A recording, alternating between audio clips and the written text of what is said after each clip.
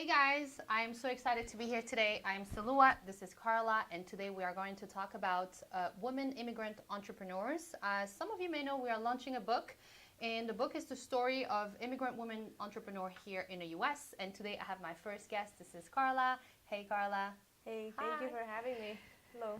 Thank you. I'm so excited to have you today. We're on Facebook Live. We are here on the camera. Hopefully, we'll make a YouTube channel. And so, Carla is the founder of Ocho Agency, and she is from Mexico. So today, we want to share with you a little bit about her story. Want to give you a little bit of an inspirational advice that can help you if you are also an immigrant and want to start a business. And that's it. So I'm gonna start. Tell me a little bit more about you, what you do. Share with us a little bit about your story. Oh man. Okay. So I was born in Mexico City. I came to the U.S. when I was 7. Okay. But I think my entrepreneurial story begins when I was like 5, maybe. Right. So when I was in Mexico, I would have my school supplies, and so I would cut my eraser into 3. And then bake my pencils in half, and then sharpen them, and then sell them to the kids at school, so that I could have candy. What a smart idea! And so I think since then, I think it was always on my mind on how to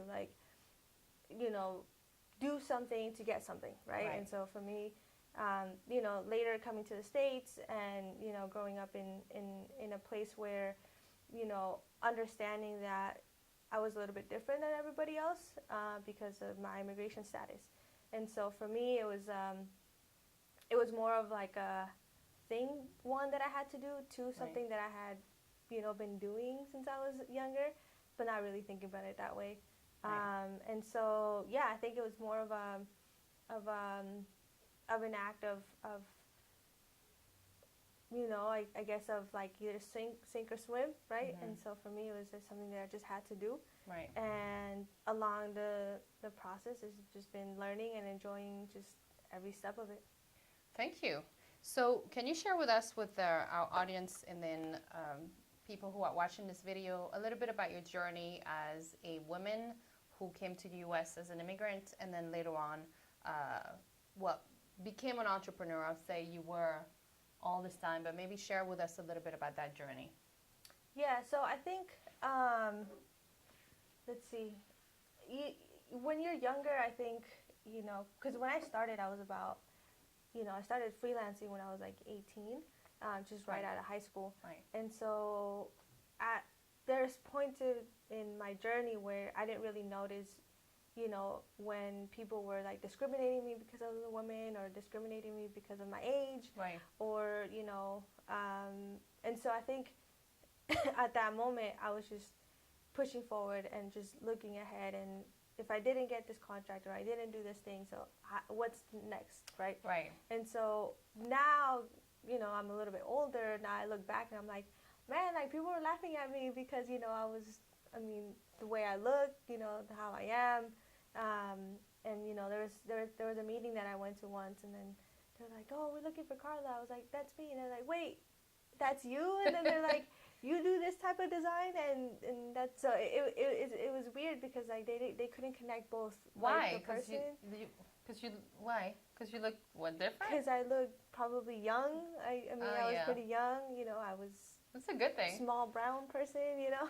So I think it was all of it. But at that moment, I was just like, yeah, why would it not be me? Right. Me doing the type of work that was being done.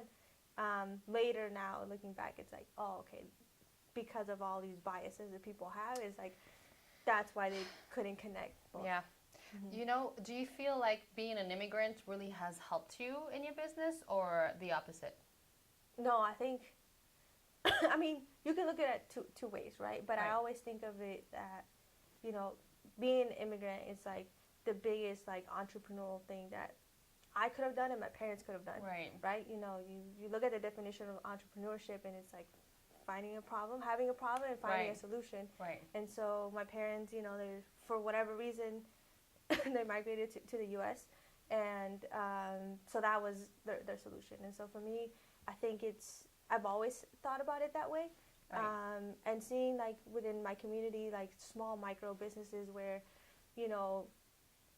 the ladies selling like elotes, or like people, within the apartment complexes, they have like a little store, like a corner store, right? Right. And so for me, it's always been like a thing.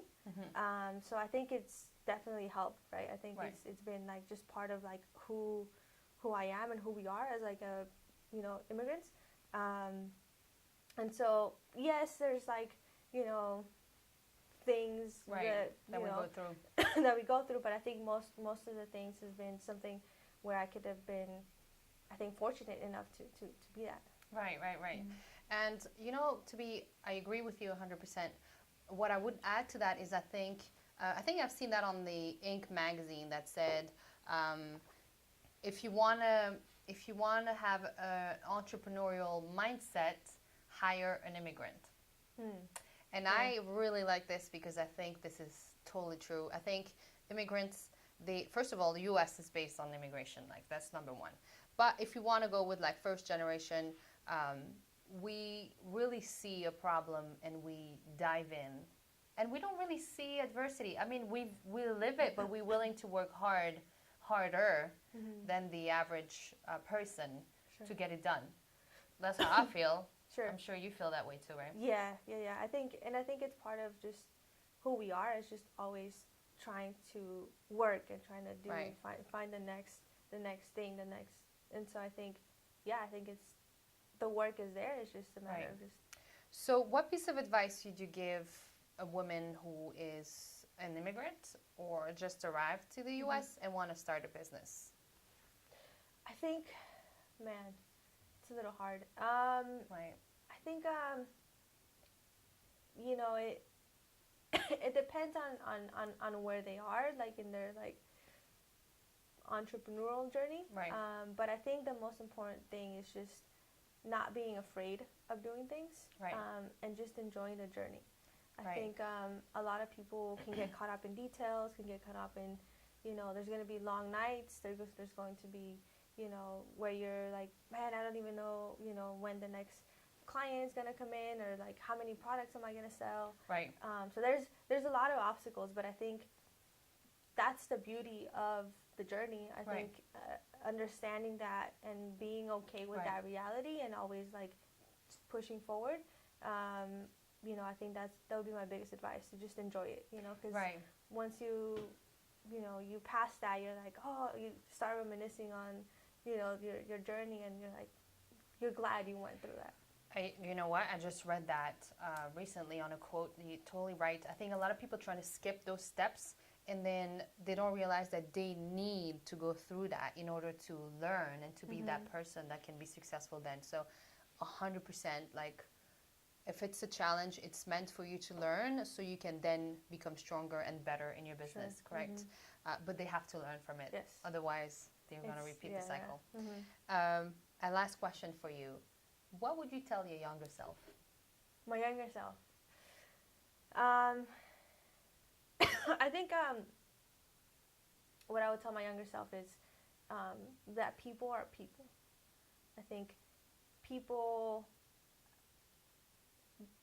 Most of the time, people don't know what they're doing, even when I don't think nobody knows what they're doing. So even if you see somebody at an executive level, or you see somebody doing better than you, I think me understanding and being okay with that, like, nobody knows what they're doing, and a lot of the times you're just making things up as you go. Right. And again, like, not being scared of that, and then not being scared of people. Okay, so you want to share maybe about your business? So you have an agency that's called Ocho Design Agency. What do you do? Maybe you want to share a little bit to our people. I always say all the things and none of the things. No, I think we focus mainly on design work and work a lot with nonprofits, small businesses, and political campaigns. Awesome. And your website is? OchoAgency.com. There we go, guys, if you want to check her out. And then on final note, we are writing a book. Carla's story is going to be in the book. We really, really need your support for the book. So we have a GoFundMe page. I'm going to put the link below. And any donation counts. If you donate, you will put your name in the book in a thank you page. And if you donate over $75, we'll secure your book. So we really, really want you to help us make this project alive, because there's so many other amazing stories we want to share. So thank you so much for being with us today. Thank you, Carla, for Yeah, thank the you for interview. having me. Yeah.